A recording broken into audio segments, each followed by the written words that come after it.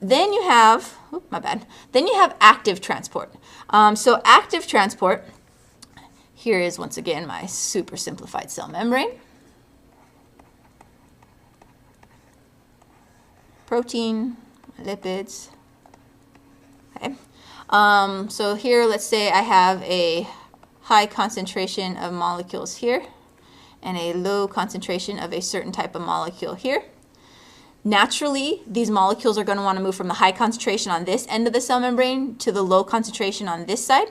And if they're hydrophobic, they'd want to squeeze through the lipids. If they're hydrophilic, they'd want to go through the protein here for facilitated fusion. But here in active transport, your cell wants to actually move these molecules from low to high concentration. Now, molecules do not want to do that. They don't want to move from low to high concentration. So this type of transport actually takes energy because of that. So here in active transport, molecules move from low to high concentration, and they don't want to do that. Naturally, they want to move the other direction.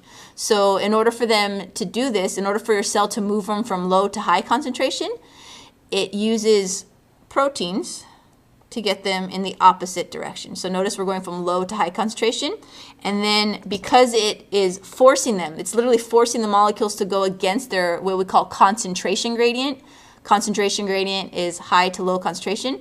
So it's going against their concentration gradient in this case. It takes energy.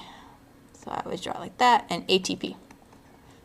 So it takes ATP energy in order to get the molecules to go the opposite direction from low to high concentration. Now, one such example we just learned about is the sodium-potassium pumps. So sodium-potassium pumps are constantly moving the sodium-potassium against their concentration gradients. So they're a really good example of active transport. So here we have the sodium-potassium pump here. So the sodium-potassium pump is just a protein, a carrier protein that's going to pump the sodium potassium against their concentration gradients. So here, sodium's low, it's high here, but it's going to pump the sodium out anyway. Here, potassium is low and it's high here, and it's going to pump it against this way anyway. So what happens is sodium binds to the protein, so the purple part is the protein. It causes the protein to change shape. When the protein changes shape, it gets phosphorylated. So along comes the ATP, and if you remember what phosphorylation is, that's when ATP releases its third phosphate and transfers it to another molecule, in this case this protein. It transfers it to the sodium-potassium pump protein right there. When it phosphorylates it, now this protein is going to change shape once again.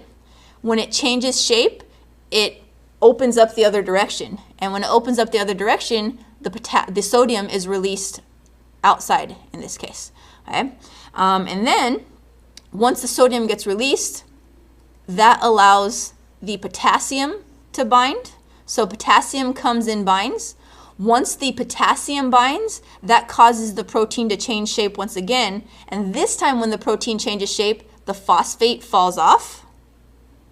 And when the phosphate falls off, it changes shape again. And now the potassium moves in, and then it detaches, and it could do it all over again. So here we could actually see if we went quickly. So it would go like this. Sodium, phosphorylation, potassium, boom.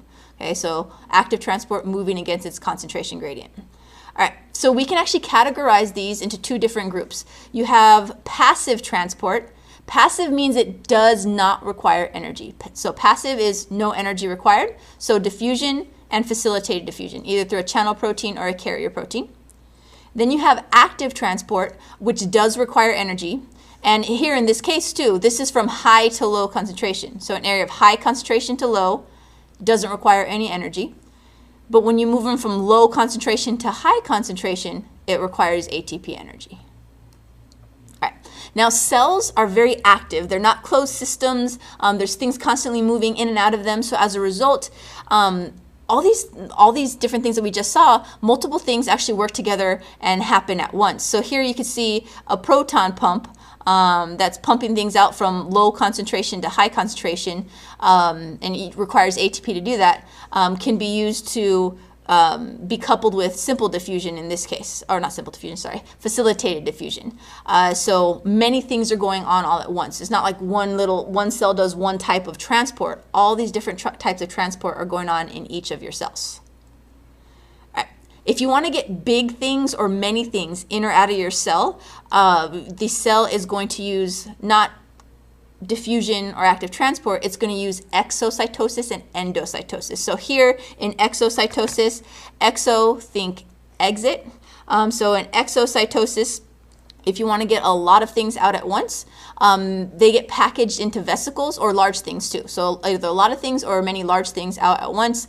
They get packaged into vesicles, usually by the Golgi apparatus. Remember, it packages and secretes stuff out. So it gets packaged into vesicles. The vesicles go towards the cell membrane, and then they get released. One recent thing that we've gone over with this is going to be the neurotransmitters in the nervous system. So at the end, in the axon terminals, the neurotransmitters get released, and through a process of exocytosis, that releases the neurotransmitters into the synapse between the two neurons. Then if you want to get things in, you have endocytosis. Okay, so endo, think in, so endo in.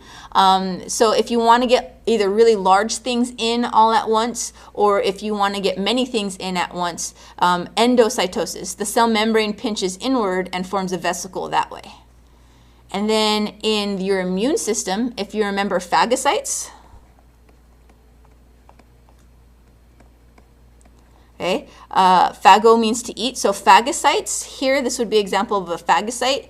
It is basically a form of endocytosis where the cell membrane goes around and then pinches inward to form a vesicle. And then this vesicle will usually fuse with a lysosome, so that way the cell can break apart that bacteria or virus that it just ate.